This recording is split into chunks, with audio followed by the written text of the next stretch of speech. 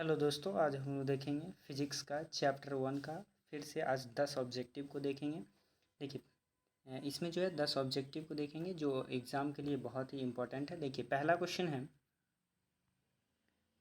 है solar cooker में व्यवहार किया जाता है, यानी सोलर कुकर में जो है हम किस दर्पण का जो है व्यवहार करते हैं यानी उपयोग करते हैं। तो सोलर कुकर में कौन सा दर्पण का उपयोग करते हैं? तो देखिए, सोलर कुकर में जो है हम लोग अवतल दर्पण का उपयोग करते हैं। कौन से दर्पण का करते हैं? तो अवतल दर्पण का उपयोग करते हैं। देखिए, अब दूसरा क्वेश्चन क्या कहता है? देखिए, दूसरा क्वेश्चन है हजामत बनाने के लिए व्यवहार किया जाना चाहिए। कौन सा मतलब दर्पण का हम जो है व्यवहार करते हैं? तो इसके लिए हम लोग करते हैं अवतल दर्पण का, यानी ऑप्शन नंबर कितना होगा? तो ऑप्शन नंबर डी जो है बिल्कुल राइट होगा। अब देखते हैं क्वेश्चन नंबर 3। देखिए, क्वेश्चन नंबर 3 क्या कहता है? क्वेश्चन नंबर 3 कहता है मोटर चालक के सामने दर्पण लगा होता है, यानी साइड मिरर के रूप में, यानी जो गाड़ी होती है उसके बगल में जो मिरर होती है वो किस तरह का छोटा सा मिरर होता है? तो ये कौन सा मिरर होता है? उत्तल दर्पण होता है। यानी उत्तल दर्पण जो है किसी भी वस्तु का प्रतिबिंब जो है छोटा बनाता है, इसलिए हम किस दर्पण का उपयोग करते हैं? तो उत्तल दर्पण का उपयोग करते हैं। अब देखते हैं क्वेश्चन नंबर 4। देखिए, क्वेश्चन नंबर 4 क्या कहता है?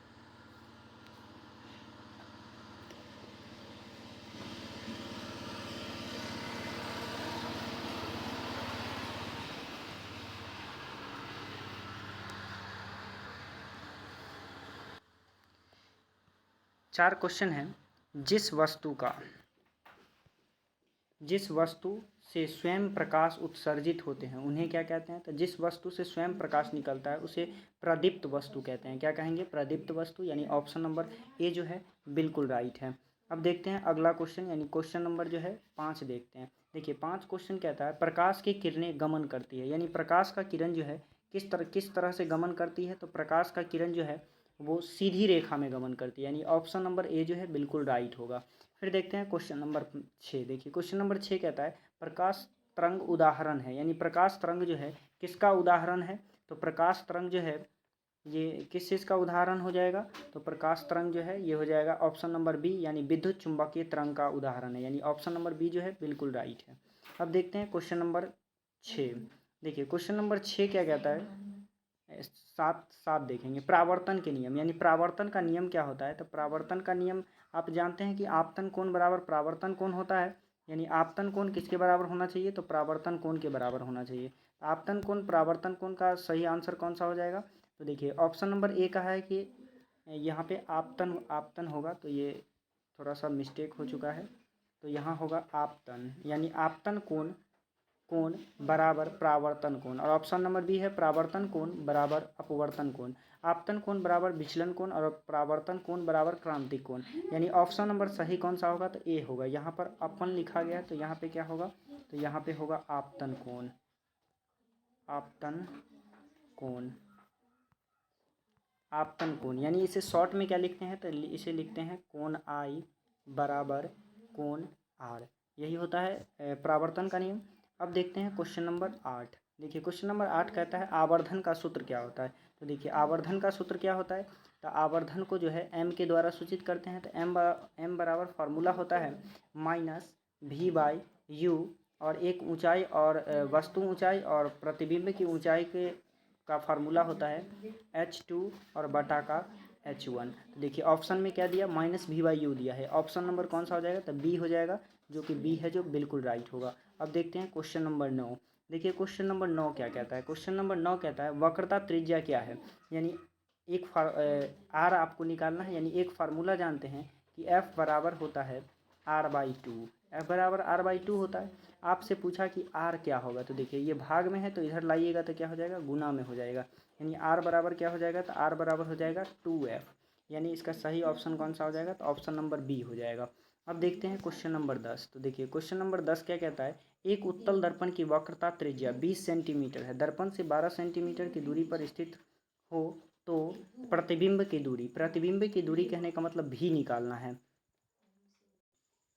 देखिए, तो यहाँ पे दिया क्या सब है? तो पहला दिया कि वक्रता त्रिज्या, यानी एफ जो है सॉरी, यहाँ एफ नहीं, यहाँ पे हमें जो दिया है वो क्या दिया हुआ है? तो आर दिया हुआ है, यानी आर बराबर कितना दिया है? 20 सेंटीमीटर दिया है, 20 सेंटीमीटर दिया है। देखिए तो यहाँ हमें क्या दिया, आर दिया। जब आर दिया हुआ है तो यहाँ से हम एफ निकाल सकते हैं। एफ बराबर क्या होता है, R/2 होता है।